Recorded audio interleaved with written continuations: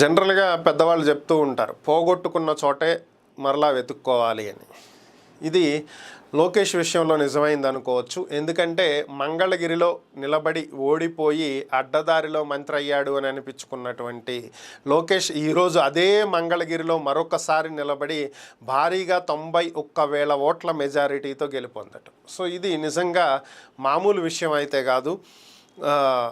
ఎందుకు ఇది మామూలు విషయం కాదు అని చెప్పి మాట్లాడాల్సి వస్తుందంటే, మంగళగిరి చరిత్రలోనే ఇది ఒక చారిత్రాత్మక విషయం. ఎందుకంటే టీడీపీకి మంగళగిరిలో గెలిచినటువంటి దాఖలాలు లేవు. 1999లో ఒకసారి గెలిచింది, అది కూడా బీజేపీతో అలయన్స్ పెట్టుకున్నప్పుడు. ఇప్పుడు మరొకసారి రెండోసారి గెలిచింది, ఇది కూడా బీజేపీతో అలయన్స్లో ఉన్నప్పుడే.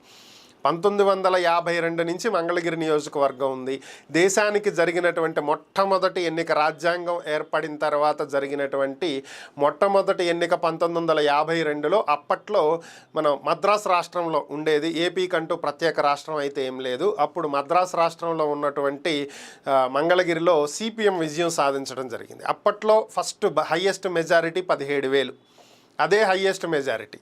సో దాని తర్వాత ఇప్పుడు చరిత్రలో 2 సార్లే టీడీపీ గెలిచింది. దశాబ్దాల చరిత్రలో దాన్ని మరలా లోకేష్ తిరగరాయటం జరిగింది. మంగళగిరిలోనే హయ్యెస్ట్ మెజారిటీ 91,000తో ఆయన గెలుపొందటం జరిగింది.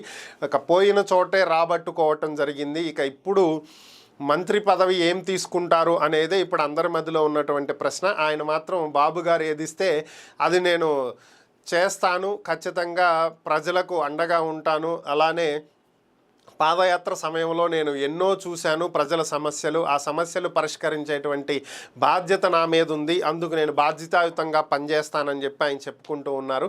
మరి ఓవరాల్గా రాను రాను ప్రభుత్వ పనితీరు ఏ విధంగా ఉంటుంది అనేది అయితే తెలిసేటువంటి అవకాశం ఉంది.